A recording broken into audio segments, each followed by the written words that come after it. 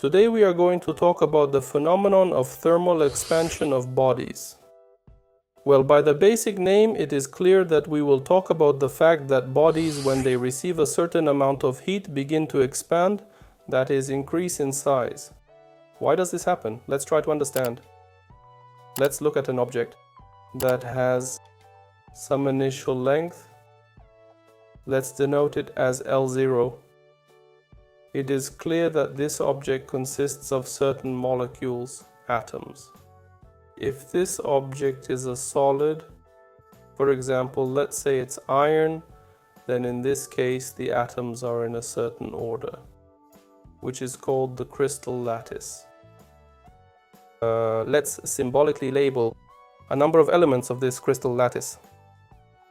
And there is a certain structure, that is, these atoms are separated from each other by a certain distance, make certain oscillatory movements about their equilibrium positions.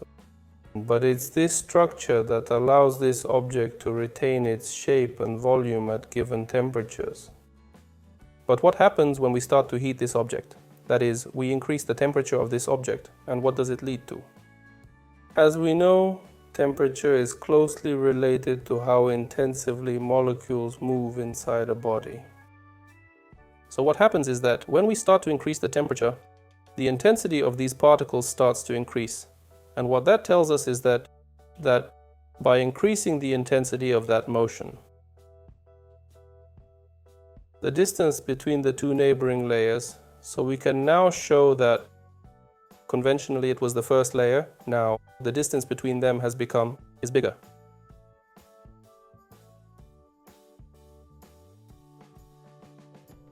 So here we had temperature T1, here we had temperature T2. And thus this expansion begins to lead to the fact that the size of this object begins to increase. And this is characteristic not only for solids, but also for liquids, for gases too. So in this case, in order to describe this process of expansion, we have to realize that there's a definite relationship between how much the temperature of this object has changed and how much its length has changed. In this case, that relationship is going to be directly proportional, so there's a definite increase in length. Let's denote it as dl. And there is a certain increase in temperature.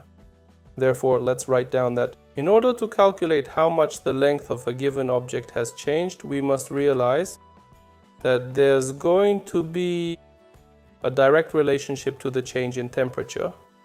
But it's also clear that you need a certain proportionality factor.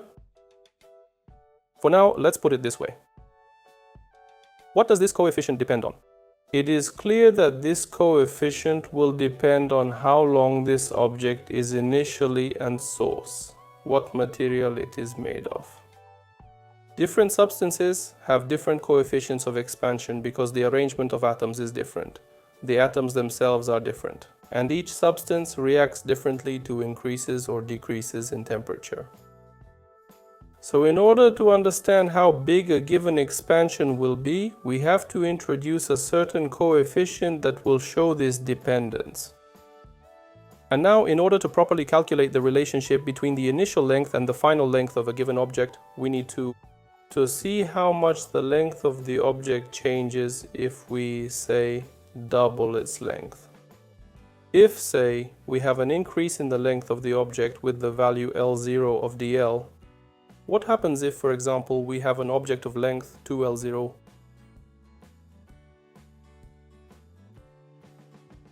That is, how much will it grow in length when heated by the same dt?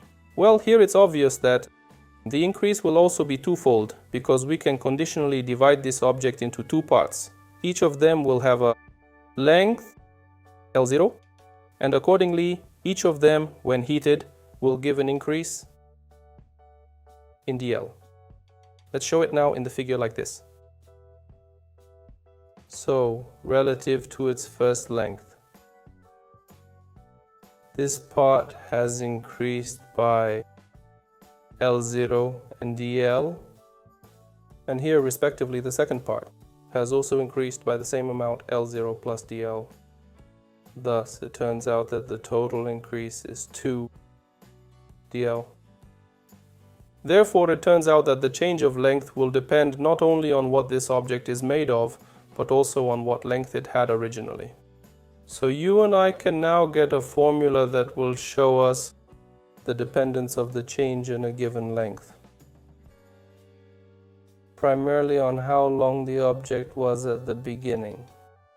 Then we need to know the coefficient of expansion. So this will be, again, a tabular parameter that determines the value directly.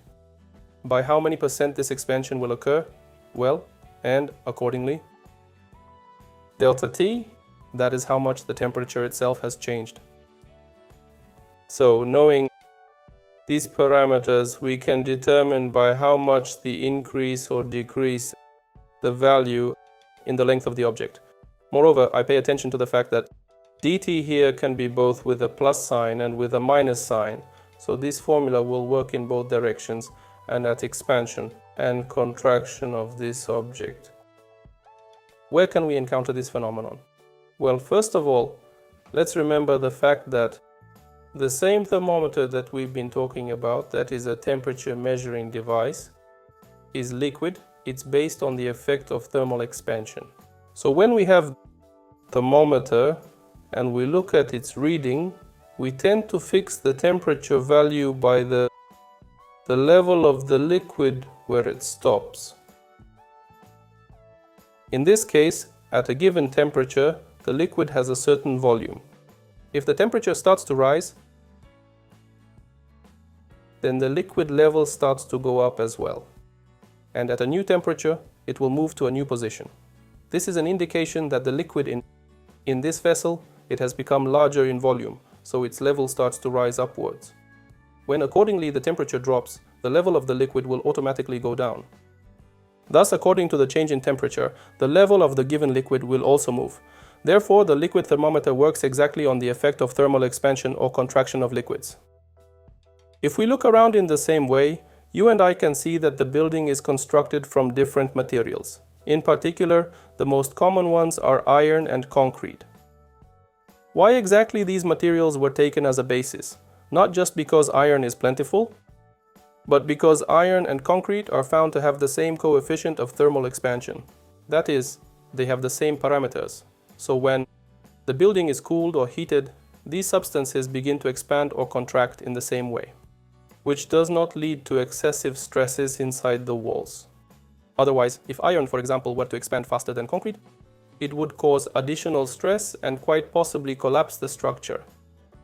On the other hand, you and I can also see that when a railroad is built, there are certain joints, gaps between the two rails.